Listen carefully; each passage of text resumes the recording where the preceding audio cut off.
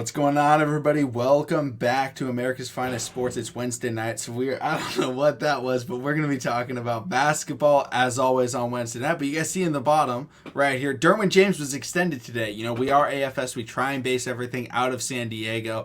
And the LA Chargers just had some major news extending Derwin James. I can go over the numbers. They extended Derwin James to make him the highest paid safety in the history of the NFL, which I hate that term because anytime a guy is paid at the highest of their position, it's always the highest in the history of the NFL, so stop saying that.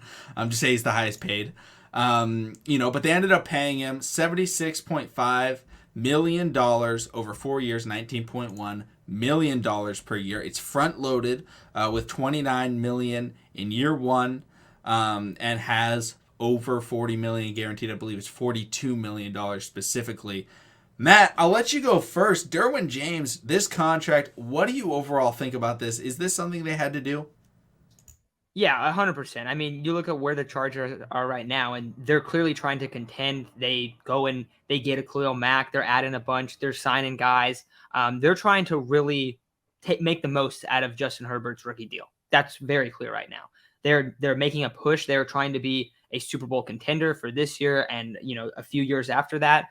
While Justin Herbert's not super expensive, and I love it. I'm usually not super big into signing guys that, have some injury history or play a position in the, like a secondary position, like a safety or a corner. But for Derwin James, I think that kind of all goes out the window because he is an extremely talented player. And when we look at the safety position, I think right now, you go back, like at least when I was younger, when you were younger, Makana, and there were quite a few like elite safeties that were just amazing players. There's not that many anymore. And a lot of the reason is because the rule changes. And a lot of the reason is because people want to play wide receiver because wide receivers get paid. So with that said, Derwin James is a guy that is an absolute force. He can play all over. He can line up in the slot. He can play over the top. He can play as a box safety. He can play linebacker. He can do so much. He's one of the most versatile players in the NFL. He's huge. He's extremely fast. And yes, he's been hurt. Yes, he's been injured a little bit. But it's only $42 million guaranteed, and the deal's front loaded. So even if he has some injuries, you might look back and say, well, yeah, well, he's healthy for the first 2 years, and it's probably going to be worth it for the Chargers.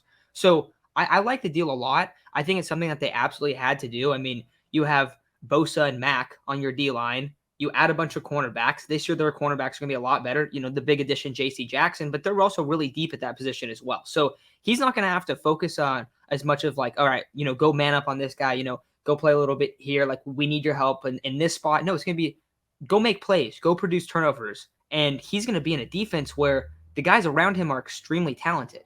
He's going to be a sweet player next season. And I think that, he was in a hold and he wasn't holding out. He's a guy that's kind of a team first guy. So he's still at, training camp, at preseason, all that. But he wasn't playing. So they had to get it done. They were forced to. But this is a guy that you want to sign. This is a guy you want in the building. So I absolutely love it, dude. 4-year deal, 76. It seems like a lot of money. But a couple comps, Deontay Johnson. And you asked me this before we got on, but if the question is, would you rather have Deontay? And let me let everyone know, I like Deontay Johnson a lot. But if the question is, would you rather have Derwin James or Deontay Johnson? That's about as easy as it gets from a team building perspective. You would much rather have Derwin James. So I love the move. I think it's a fantastic move for the Chargers. I think that they get one of their best players on their overall team, and a guy who's going to produce a ton of turnovers. He's going to get to the quarterback even. You can just let him go and just play a role where he can wreck the game, which is going to be really, really exciting to watch. So love the move for the Chargers.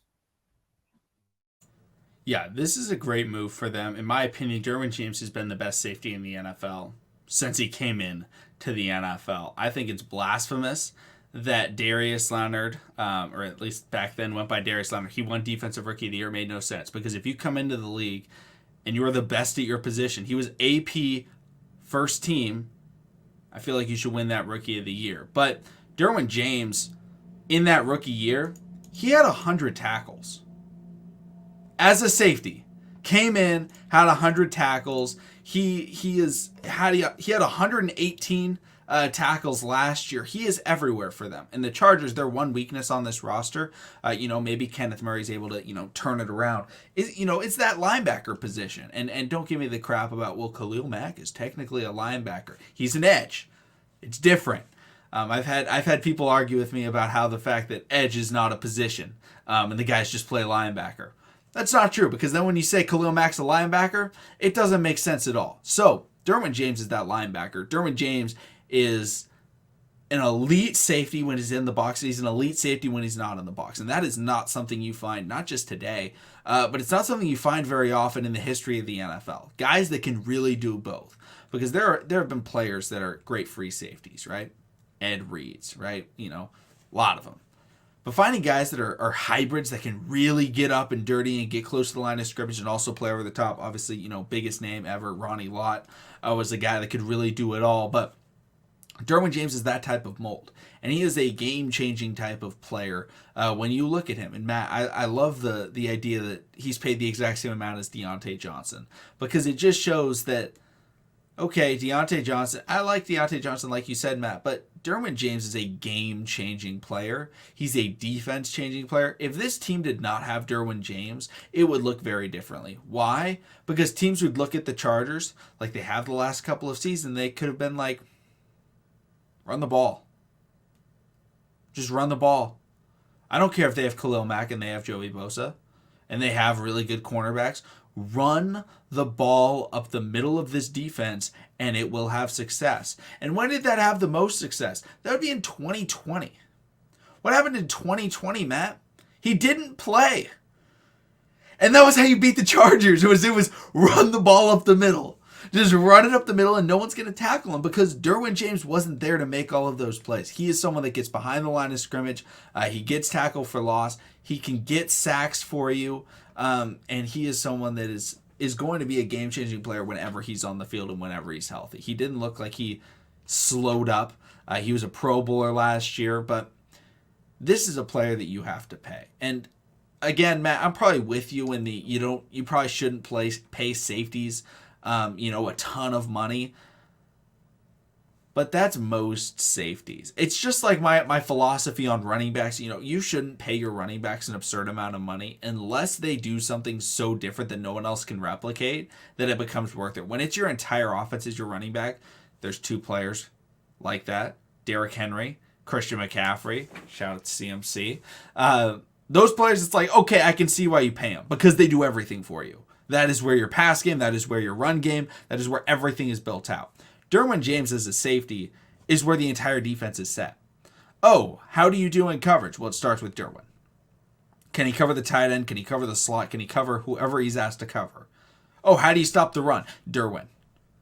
When you have a player that everything on your defense, other than can you rush the passer, is about that one guy, then it becomes valuable for them to keep. Paying, with the way that a lot of these players are getting paid and with the way that the roster is set up right now, they have a rookie deal contract, rookie quarterback contract. It's the most important thing in the NFL if you want to be able to truly contend is you got to have that rookie quarterback contract. Obviously, if you have a guy that's a top 3 quarterback, a Mahomes type, yes, you can contend. But if you have a quarterback like Justin Herbert, probably ranked around 8th best quarterback in the NFL, maybe a little bit higher, closer to 5th. You're like, okay, maybe he's not, if he's on a bad team, he's probably not going to win any of the Super Bowl. But now they have the money and they can say, Justin Herbert, this is what we're going to give you. We're going to give you Mike Williams. We're going to give you Austin Eckler. And then on defense, you're going to have Khalil Mack, Joey Bosa, Derwin James, J.C. Jackson. Is this enough help? And it's like, okay, you got it. Because when Justin Herbert gets a $40 million pay raise, all of a sudden you're going to be taking away 2 of those players off that defense. It doesn't matter who it is, but losing 2 of those players is going to hurt you no matter what. But right now they can afford to do it. And that's what makes it worthwhile. Yeah, absolutely. So I don't know what's going on in the background. It sounds like a smoke alarm's going off, but I don't know if you guys can hear that. Let me turn my mic down a little bit. But basically what I want to say is I think this is an interesting season because Brandon Staley is going to have a ton of pressure on him just because this is a stacked team. And you look at the DBs it's not like Derwin James is the only guy that's a playmaker. They're going to run a ton of man coverage. The other safety is Nasir Adderley. I mean, your cornerback room is J.C. Jackson, Asante Samuel, and Bryce Callahan. That's amazing man coverage corner. So I'm super excited to see how they use Derwin this year. But I really think, honestly, I think this, like them having all these guys, and this isn't like, oh, they re-signed Derwin, so now they have Derwin. Like Derwin was probably going to play, right? It was just like it had to happen. But looking at the roster, I feel like, and I know it's only a second year, but it feels like kind of a make or break year for Brandon Staley because there is so much pressure and their defense was not good last year. You brought up like the struggles in the run game. That was the same thing last season. And you had Derwin and you had linebackers that were banged up and stuff all the time. The interior defensive line was not good. You just didn't have all the talent that you have. I mean, you added J.C. Jackson and Khalil Mack, which is ridiculous. And you also added Sebastian Joseph Day. So, like, you got a lot better. You added a lot of talent. But there's a ton of pressure on Brandon Staley because if their defense does not produce, if their defense struggles in some of the ways they did last season, it's going to be rough. But, I mean, Derwin James is now in a spot. He's in a secondary where the guys around him, you can have a lot of faith that they're going to be able to man up with whoever they're going against. And he's going to be able to roam in the middle of the field. He's going to be an absolute game wrecker. And I'm hyped to watch him, man, because, you know, you brought up that he's already put together some great seasons. He's already been, his rookie year, he was the best safety in the league. Like, why shouldn't he even be better this year? Like, there's no reason that he shouldn't. So, super exciting stuff. But at the same time, a lot of pressure on Brandon Staley and the Chargers with what this roster looks like. But looking forward to watching Derwin James. Derwin James highlights throughout the season as we see him force fumbles, pick off balls, sack quarterbacks, and absolutely light up the middle of the field. Yeah, he's just another person where a quarterback has to be aware of them. There are a lot of players in the NFL, even if they're really good, that it seems like you don't have to game plan a ton for. And obviously you game plan for everybody, so I'm not trying to take away from them. But even like the elite safeties in the NFL, like I think you absolutely have to game plan for a guy like Minkah Fitzpatrick, right? You got to know where Minkah is. You got to know where Derwin is. I really love Harrison Smith. I think he's a really good player. But how much are quarterbacks looking at it like, oh man, but Harrison Smith, man, he's like Harrison Smith's going to affect the run game. He's going to do a lot of things for your defense. But quarterbacks aren't looking out there like it's going to be a tough week this week because we can't go deep. It's like no. They're like, okay, may struggle a little bit running the ball. There's just Jamal Adams in the passing game. You're actually like, where is he? Show me Jamal, baby. Give me Jamal. Put him in a one-on-one. I don't care who we got running routes. You can throw current day O.J. Simpson running the route. And I don't want to make a bad pun, but he's going to beat him pretty good. And he's going to get pretty open. I could have made that a lot worse. I decided to tone it down a little bit. But like he's going to get open. All right? You look for Jamal Adams. And Jamal Adams is paid a lot of money. You look for Derwin James in fear, not excitement. And now he's actually going to be in a position where he doesn't have to do everything. So he can actually like fine-tune his role and get really good as being, kind of the roamer that I think he was drafted out of Florida State to be. Because coming out of Florida State, I don't know how he felt. I think he was drafted 17th, I want to say. Around there. Late, yeah, he was drafted 17th. Oh, no. Yeah, 17th overall, which I was really sad about because I wanted the Ravens to draft him. And it was just like, how is this guy falling? How do these safeties fall? The safeties where you look at them and they're like, they can absolutely do everything because it's rare. It is not often where you see a safety coming out of college and they're like, yeah, they're going to cover great. They're going to stop the run and they can play in the box and they can play over top. For some reason, Isaiah Simmons was drafted, really high, which, freak athlete. But it was like, okay, it's not great in the coverage game. He can't really play over top, but in the box, he's probably going to be really solid.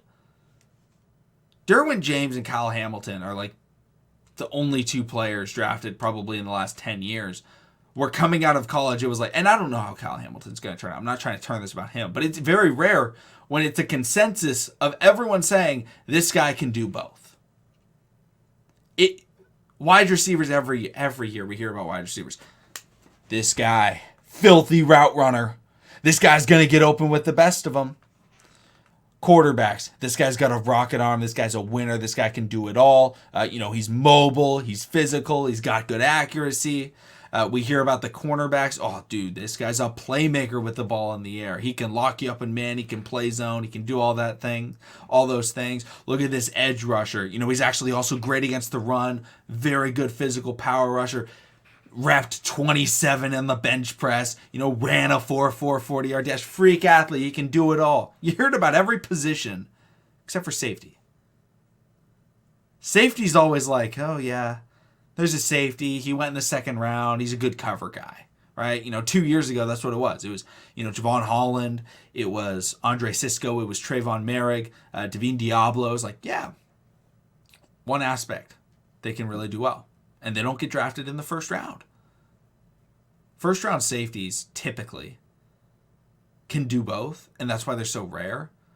Because, you look at the safeties in the NFL. Matt, I'll ask you, how many safeties do you think in the NFL right now, I'll say have proven, because we don't know about Kyle Hamilton, that they can really do both?